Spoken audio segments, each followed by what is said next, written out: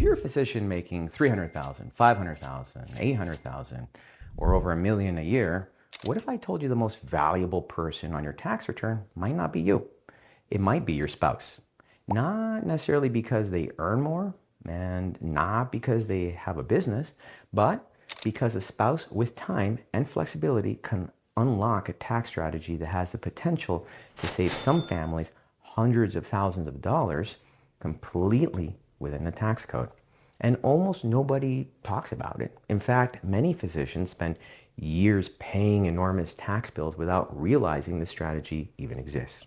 Today, I'm going to show you exactly how the physician and non-physician spouse strategy works, why the return of 100% bonus depreciation makes it even more powerful in 2026, and how couples are using real estate to legally offset massive amounts of taxable income. We'll cover who qualifies, the common mistakes that can disqualify you, and a real-world example that shows why this can completely change a family's financial trajectory. Because this isn't about finding a loophole, it's actually about understanding rules that wealthy investors have been using for years and applying them to your own family. If you're a physician, a high-income professional earning a great income, and every April you write a massive check to the IRS while feeling like there's nothing you can do about it, subscribe to our channel. This video is only the beginning for you and your family's future. You don't need to be wealthy to start, you need to be informed.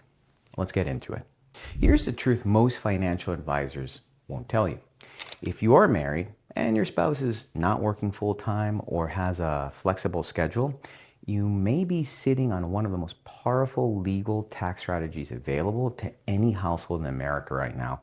And in 2026, with 100% bonus depreciation back in full force, this strategy is even more potent than it's ever been. First, let me bust the biggest myth out there. Most physicians assume that because they earn a high W-2 or a 1099 income, real estate losses simply cannot help them at tax time.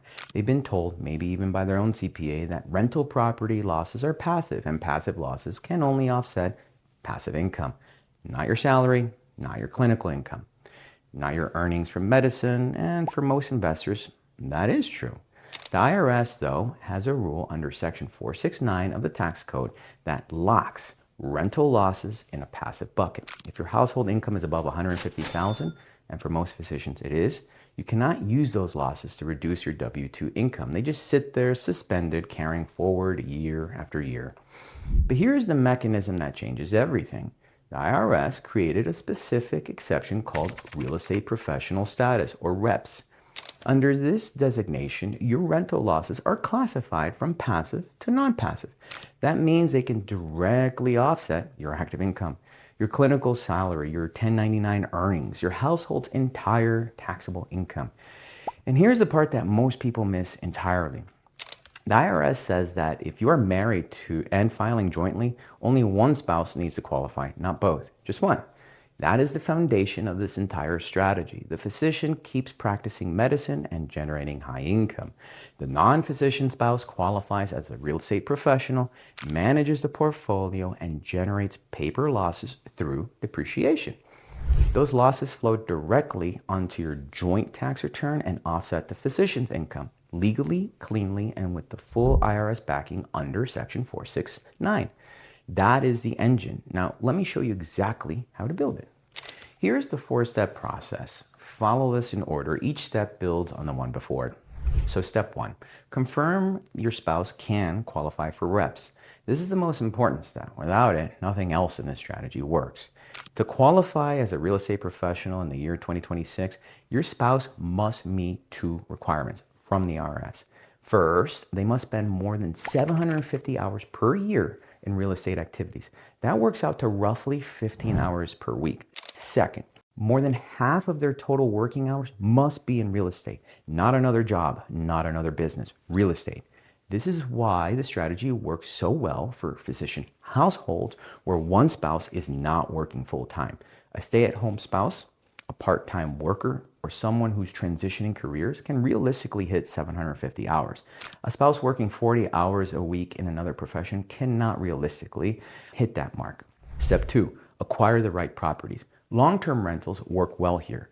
Your spouse manages them, tenant communications, vendor coordination, lease renewals, property inspections, bookkeeping. All of that counts towards those 750 hours.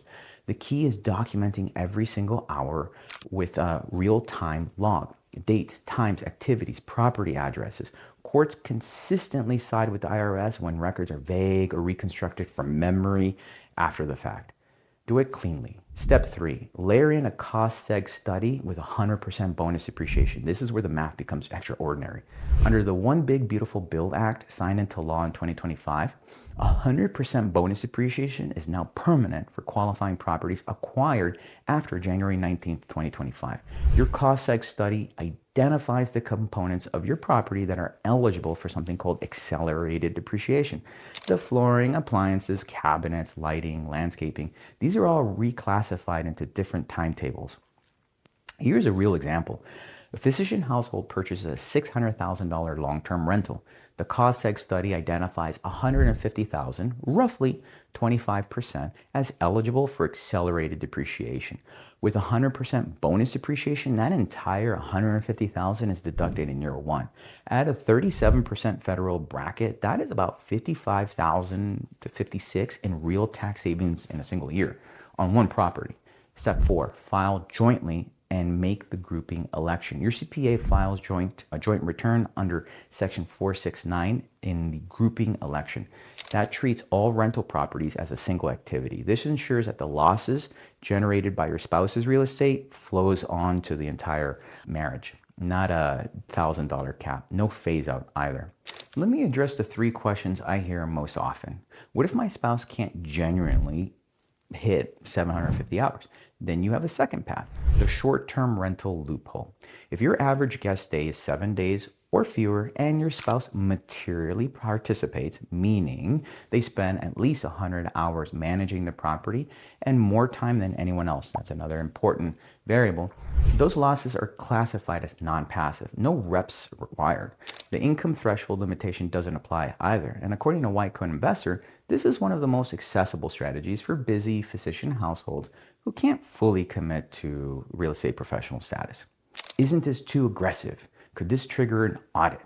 This is a fully IRS recognized strategy. It is written directly into the tax code under Section 469. It is not a gray area. What triggers audits is poor documentation.